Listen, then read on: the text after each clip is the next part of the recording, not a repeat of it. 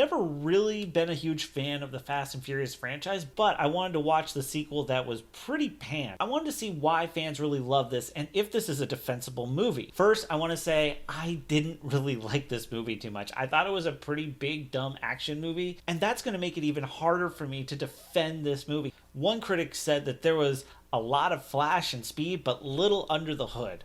So is that true? Even though I didn't really like this movie, I think there's a little bit more to it than what that critic said. This movie is about friendship and brotherhood and forgiveness, because if you look at the relationship between the two leads, Paul Walker's Brian and Tyrese's character Roman, you'll find that these two have a really great dynamic together, and they actually have a really great chemistry that makes this a lot of fun. Not a cop anymore, bro. That true? Blondie head not a cop anymore? But the race car scenes did get a little boring after a while and a little bit cartoonish. Check out this flashing special effect. It seems a little over the top and a little bit more speed racery. I mean, sure, visually it kind of looks cool, but this doesn't really feel like the movie for that.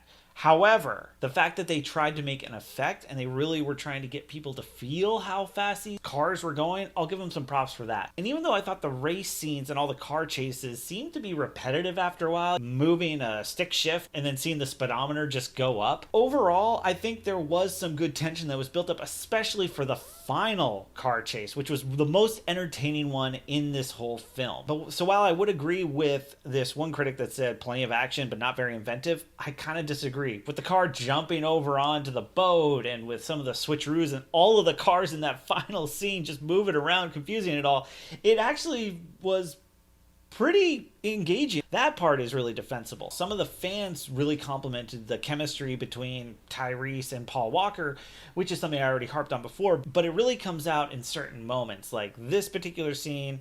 So I'm trying to eat all I can while I can. You know, playing football in the dirt. You know, getting in trouble, all the stupid things we did. When you got busted, you know, whether I was a cop or not.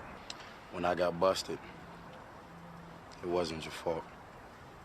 And while this fan says the car chases were entertaining, I thought that some of them were. The first one, yes. The last one, yes. Some of the ones in the middle, yeah, they were just kind of repetitive. The story and the plot, I can see why some people don't like it, but to be honest, I think it actually is fine. It's a pretty basic plot, you know, the Point Break type plot where you take somebody and you insert them into this as an undercover agent.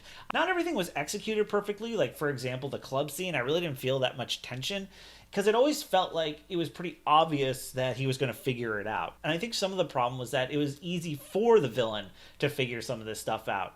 And while I do think the villain is pretty weak, I don't necessarily think that it was just terrible overall, because he served as a necessary mechanism for the true heart of this story, which again is all about Brian and Roman. I'll agree with some of the critics, and there were some cheesy lines and some pretty poor written lines, such as this one. I know you better than you think. Maybe you don't. That's just not a really great line. I laughed out loud for the wrong reasons. Another criticism is that the acting sucked. Okay, the acting's not great, but as this one fan says, we're not expecting Gone with the Wind here. This is a Fast and Furious movie that is a summer blockbuster. It was fine. Without Vin Diesel taking up the entire screen, I actually thought this was a great opportunity for Paul Walker to shine as a lead in a movie. And with the final car chase, something else I want to mention about that is that it was actually really fun to see the final reveal of all those cars. It was a great way to show them overcoming an obstacle with all these cops chasing after them. It was fun.